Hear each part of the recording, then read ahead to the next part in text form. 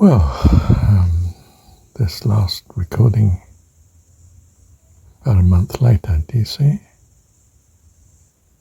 Similar number pattern. 24, 02, 20, 25.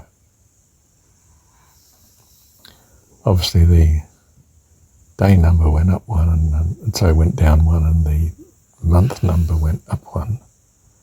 So we've got the same 17.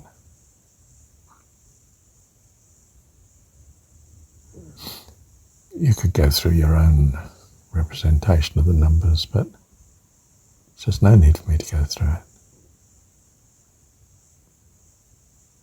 But do you see, there's two levels. One is the level at which religion is always inadequate and worldly. Even this new understanding of spirituality linked to near-death experiences, it's the astral world, and mistaking the astral world, pretending it's heaven. Just like we were pretending that we can make the material world into a heavenly place of nothing but good and get rid of all evil. You know, the utopian, wonderful society that's somewhere in the future. And the Lord Jesus comes and, you know, the whole thing's translated into 1,000 years of wonderfulness. And we've got the same thing. We're talking about an astral world that's very closely linked to this world. One that, in some sense, we could be popping in and out of if we're getting nowhere fast.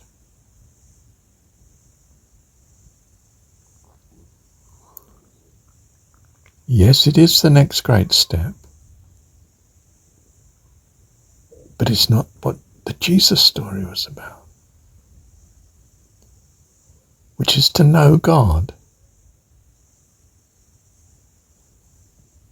You have to say that to know such a fantastic person, you have to be a pretty fantastic person. That's not to say that God can't make you a pretty fantastic person. You're his child.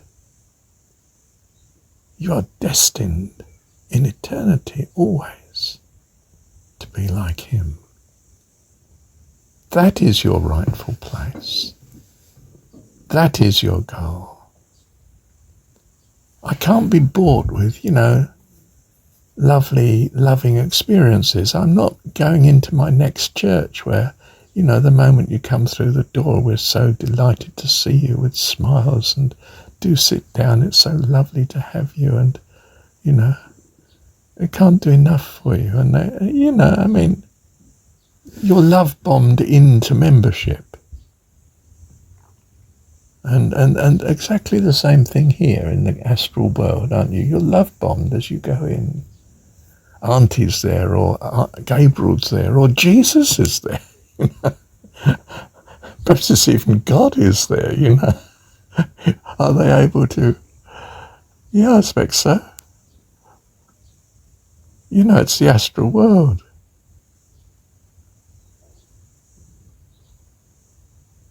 I could be a demon and appearing as an angel of light. Oh dear. How do I know this angel of light? I don't. Look, I'm used to uncertainty here, and you could say, you've no right to assume uncertainty when you get to the astral world. Look, when you get to heaven, you've no right to assume uncertainty, because all is known, and you're with God. And we're talking about, in some sense, a perfect family. That's not the astral world. Astral world's not on that level at all. And it's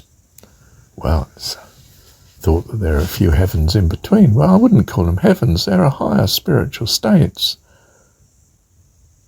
But the kingdom of heaven that I take Jesus in the story to be referencing is in perfect relationship with God, his wonderful family, fit for him forever. We are his family, his kids. Don't you be deceived by some glorious apparition or auntie who's come to, shepherd you through a learning situation and usher you back onto the earth plane. Get out of my way.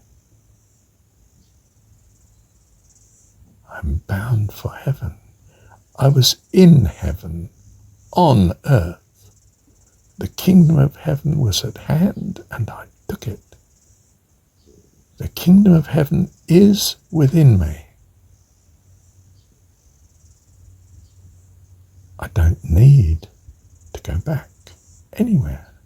In fact, I don't need to go into any higher level than this one, this astral one. Than one, the ultimate, God's family, heavenly host. This is life eternal, to know thee. And he is well able to bring me to that maturity,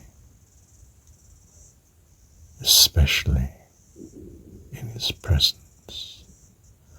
I do not have to be perfect to come into my God's presence. I am his child.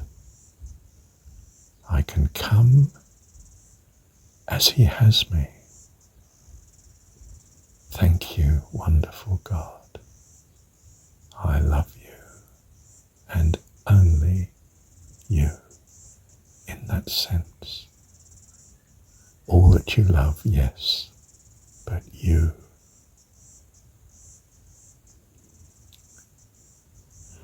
We have a mantra we sing in Ananda. I love only you, Lord, you, only you.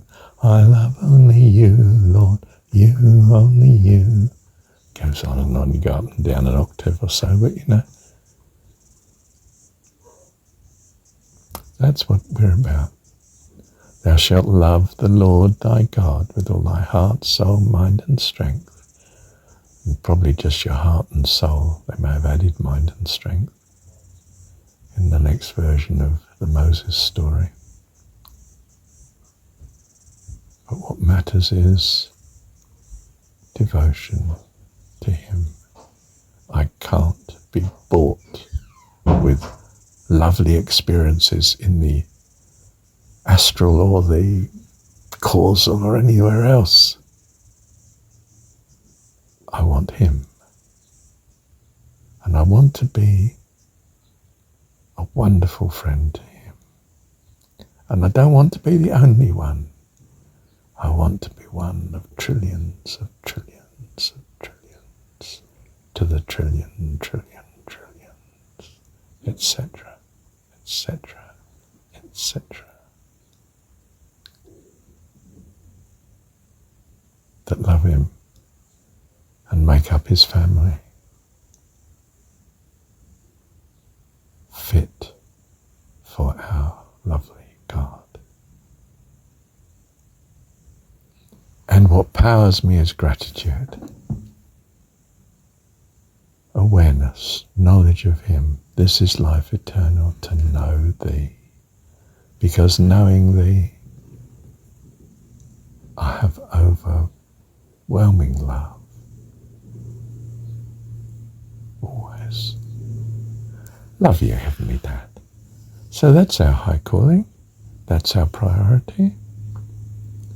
And it's not the next stage of religion, of near-death experience. The only thing I'm nearing is our Heavenly Dad. Come with me. Bless you. Thank you, Heavenly Dad. Something I was going to say. No, I'm not called to heal people. No, I'm not called to give wonderful counsel. I'm not called to give words of knowledge and wisdom. I'm called and sent while I'm still here to do one thing and one thing only. To declare to those that have ears to hear that God is our heavenly Dad. Love you, Dad. Thank you, Heavenly Dad. And if you want to know the way, well, certainly, as I understand it, the way I have come is through gratitude. Yes, I've thought a lot, I've meditated a lot, I've met all sorts of spiritual people and been blessed by much experience. But I think it's thinking on whatever's good and lovely. You come to know God and are filled with thanks and gratitude and hope and joy and peace and love and kindness, wisdom, even understanding, insight, guidance from God. Incredible synchronicities of blessing and the miraculous. They all come in the wake of thinking on whatsoever is good and lovely and expressing our thanks and devotion to Him. I commend this worship to you. If you want what I understand to be the fastest way of coming to know God, your God, the personification of all that you love and value. May your trust in Him accelerate your approach to that knowing, your fulfillment, knowing God. How unspeakably wonderful. Thank you, Heavenly God, Heavenly Dad. Thank you, Dad.